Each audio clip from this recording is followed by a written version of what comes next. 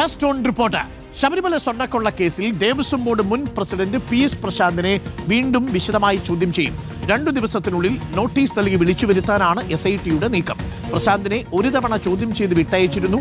2025 ദ്വാരപാലക ശില്പങ്ങൾ സ്മാർട്ട് ക്രിയേഷൻസിലൂടെ കൊണ്ടുപോയതിലാണ് ചോദ്യം ചെയ്യൽ. മനീഷ് മഹിപാലുണ്ട് കൂടുതൽ വിവരങ്ങളുമായി. Manish, very good morning. Manish, ഇതിൽ 2024 കൊണ്ടുപോയത് ചട്ടങ്ങൾ പാലിച്ചാണെന്നും അതിൽ ദേവസ്വം കമ്മീഷണറെ അറിയിച്ചില്ല എന്നത് മാത്രമാണ് താൻ ചെയ്ത കുറ്റമെന്നുമാണ് PS പ്രശാന്ത് നമ്മളോട് പറഞ്ഞിരുന്നത്. അത് ഹൈക്കോടതിയിൽ അതൊരു മാപ്പപേക്ഷയും കൊടുത്തിരുന്നു. അത് ഹൈക്കോടതി പരിഗണിച്ചു എന്നാണ് നമ്മൾ മനസ്സിലാക്കുന്നത്. ആദ്യഘട്ടത്തിൽ മൊഴിയെടുത്തു, ഇപ്പോൾ വീണ്ടും മൊഴിയെടുക്കാൻ അത് ചോദ്യം ചെയ്യാനെന്ന മട്ടിലാണ് ഇപ്പോൾ പുറത്തു വരുന്ന വിവരങ്ങൾ. വീണ്ടും PS പ്രശാന്തിനെ വിളിപ്പിക്കുമെന്നാണ് മനസ്സിലാക്കുന്നത്. പക്ഷേ PS പ്രശാന്ത് വളരെ കോൺഫിഡൻസിലാണ്. കാര്യം ഈ സ്മാർട്ട് ക്രിയേഷൻസിനെ കുറിച്ചോ പങ്കജ് ഭണ്ഡാരിയെക്കുറിച്ചോ ഉണ്ണികൃഷ്ണൻ പോറ്റിയെക്കുറിച്ചോ ഒന്നും തനിക്ക് വ്യക്തിപരമായിട്ട് അറിയുമായിരുന്നില്ല.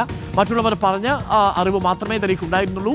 മാത്രമല്ല, ഈ പാളികൾ ഉണ്ണികൃഷ്ണൻ പോറ്റിയുടെ കയ്യിൽ കൊടുത്തു വിട്ടിട്ടില്ല എന്നുള്ളതും PS പ്രശാന്തിനെ സംബന്ധിച്ച് വളരെ പോസിറ്റീവായിട്ടുള്ളൊരു കാര്യമാണ്. പക്ഷേ എങ്കിലും സംശയങ്ങൾ തീർക്കാൻ ഒരിക്കൽ കൂടി PS പ്രശാന്തിനെ വിളിപ്പിച്ചേക്കും എന്നാണോ മനസ്സിലാക്കേണ്ടത്? മനീഷ് മഹിപാൽ.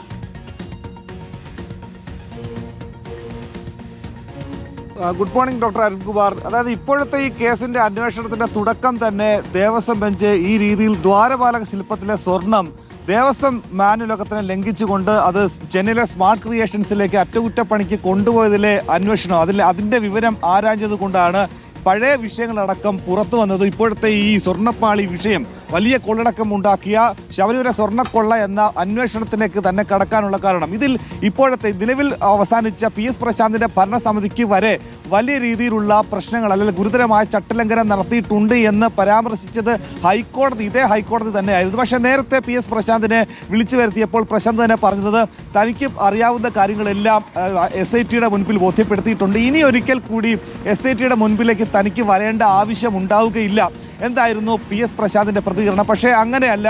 PS പ്രശാന്തിന്റെ ഭാഗത്തു നിന്നും ഇനിയും കൂടുതൽ വിവരങ്ങൾ അറിയേണ്ടതുണ്ട്. നേരത്തെ PS പ്രശാന്തിനെ മാത്രമായിരുന്നില്ല, മുൻ ദേവസ്വം വകുപ്പ് മന്ത്രി കടകംപള്ളി സുരേന്ദ്രന്റെയും ചോദ്യം ചെയ്ത് വിട്ടയച്ചിരുന്നു. പക്ഷേ ഈ കേസിൽ ഇപ്പോഴിതാ 11 പേരുടെ അറസ്റ്റ് രേഖപ്പെടുത്തിയിരിക്കുകയാണ്. അതിൽ രാഷ്ട്രീയ ബന്ധമുള്ള 3ാമത്തെ ആളുടെ അറസ്റ്റ് കൂടി ഇന്നലെയാണ് രേഖപ്പെടുത്തിയിട്ടുള്ളത്. ആശുപത്രിയിലിരിക്കെ ശങ്കർദാസിന്റെ അറസ്റ്റ് രേഖപ്പെടുത്തിയതിന് പിന്നാലെയാണ് ഇപ്പോഴിതാ PS പ്രശാന്തിനെ വീണ്ടും ചോദ്യം ചെയ്യാൻ ഒരുങ്ങുന്നത്.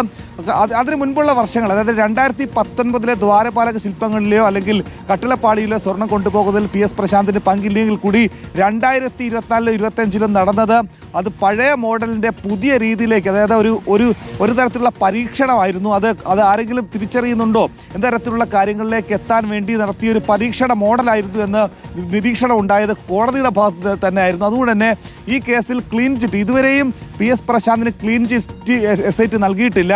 അതുകൊണ്ട് തന്നെ ഇപ്പോഴത്തെ ഈ ചോദ്യം ചെയ്യൽ 2024 ദ്വാരപാല ശില്പങ്ങളിലെ സ്വർണ്ണപ്പാളികൾ അറ്റകുറ്റപ്പണിക്ക് വേണ്ടി സ്മാർട്ട് ക്രിയേഷൻസിലേക്ക് വിട്ടു നൽകുമ്പോൾ ഈ പങ്കജ് ഭണ്ഡാരിയെ ഉണ്ണികൃഷ്ണൻ പോറ്റിയെ ഒന്നും നേരിട്ട് പരിചയമില്ലെന്ന്, ഉണ്ണികൃഷ്ണൻ പോറ്റിയെ പറ്റിയുള്ള കാര്യങ്ങൾ നേരിട്ട് അറിയാവുന്ന ഘട്ടത്തിൽ അയാളെ അകറ്റി നിർത്തിയെന്നൊക്കെ തന്നെ PS പ്രശാന്ത് പറഞ്ഞത്. പക്ഷേ അന്ന് ഈ 2024 സ്മാർട്ട് ക്രിയേഷൻസിലേക്ക് നൽകുമ്പോൾ ആരായിരുന്നു യഥാർത്ഥത്തിലെ ഈ സ്വർണ്ണപ്പാളികൾ, ഈ പാളികളിലെ സ്വർണം പൂശുന്നതിലെ സ്പോൺസർ എന്ന കാര്യത്തിൽ ഇപ്പോഴും വ്യക്തത വന്നിട്ടില്ല. അക്കാര്യത്തിൽ PS പ്രശാന്ത് പറയുന്നതിൽ കളവുണ്ടോ എന്നുള്ള കാര്യത്തിൽ ഇപ്പോഴും SITക്ക് ചില വ്യക്തത വരുത്താനുണ്ട്. കാരണം 2024-ലും 2025-ലും ഏറ്റവും ഒടുവിൽ പോലും ഉണ്ണികൃഷ്ണൻ പോറ്റിക്ക് ശബരിമലയിലും സന്നിധാനത്തും വലിയ രീതിയിൽ സ്വാധീനമുള്ള ആളാണ്. അതുകൊണ്ട് തന്നെ ഉണ്ണികൃഷ്ണൻ പോറ്റിയുമായി ബന്ധപ്പെട്ട കാര്യങ്ങളിൽ PS പ്രശാന്തിന്റെ കാര്യങ്ങളിൽ കുറച്ചുകൂടി വ്യക്തത വരുത്താനുണ്ട്. കാരണം കഴിഞ്ഞ ദിവസം ഉണ്ണികൃഷ്ണൻ പോറ്റിയെ കസ്റ്റഡിയിലെടുത്ത് ചോദ്യം ചെയ്തതിൽ ഉണ്ണികൃഷ്ണൻ പോറ്റിയുടെ പ്രധാനപ്പെട്ട പങ്ക് ഉൾപ്പെടെയുള്ള കാര്യങ്ങൾ SITക്ക് മുൻപിൽ പറഞ്ഞിരുന്നു. 90 ദിവസമായി ജയിലിൽ കഴിയുന്ന ഉണ്ണികൃഷ്ണൻ പോറ്റിക്ക് ഇനി ജയിലിൽ നിന്ന് മോചിതനാകണമെങ്കിൽ കുറെ കൂടി കാര്യങ്ങൾ SITക്ക് മുൻപിൽ വ്യക്തമാക്കിയാൽ മാത്രമായിരിക്കും ഇനി SIT പ്രോസിക്യൂഷൻ അത് കോടതിയിൽ അത്തരം കാര്യങ്ങൾ വാദിക്കുകയും അത്തരം കാര്യങ്ങളിൽ ഉണ്ണികൃഷ്ണൻ പോറ്റിക്ക് ഇനി ജയിലിൽ നിന്ന്, ഈ കേസിൽ ഒരാൾക്ക് പോലും നിലവിൽ ജാമ്യം കിട്ടിയിട്ടില്ല. അതുകൊണ്ട് തന്നെ ഉണ്ണികൃഷ്ണൻ പോറ്റിയെ സംബന്ധിച്ചുള്ള കാര്യങ്ങളിൽ കുറച്ചുകൂടി വ്യക്തത വരുത്താനായിരിക്കാം PS പ്രശാന്തിനെ വിളിച്ചു വരുത്തുക. 2 ദിവസത്തിനുള്ളിൽ ഔദ്യോഗികമായി നോട്ടീസ് നൽകിയായിരിക്കും PS പ്രശാന്തിനെ ചോദ്യം ചെയ്യാനായി SIT വിളിച്ചു വരുത്തുക. Thank you Manish Mahipal. ഞാൻ ഇടയ്ക്ക് പ്രേക്ഷകരെ ഒന്ന് പരിചയപ്പെടുത്തട്ടെ. മനീഷ് മഹിപാൽ 2 ദിവസമായി വാർത്തകൾ നിറഞ്ഞു നിൽക്കുന്നുണ്ട്. മനീഷ് നേരത്തെ നമ്മൾ 24-ലായിരുന്നു. അതിനുശേഷം ഇപ്പോൾ നമ്മുടെ റിപ്പോർട്ടർ വാർത്താ കുടുംബത്തിൽ വന്നു ചേർന്ന ആളാണ്. ഞാൻ ഔദ്യോഗികമായിട്ട് ഒന്ന് പരിചയപ്പെടുത്താൻ വിട്ടുപോയി. Thank you Manish Mahipal and welcome to reporter family. കുറച്ച് വൈകിയാണെങ്കിലും ഇടയ്ക്ക് വാർത്തയുടെ തിരക്കിലായിപ്പോയി. Thank you Manish.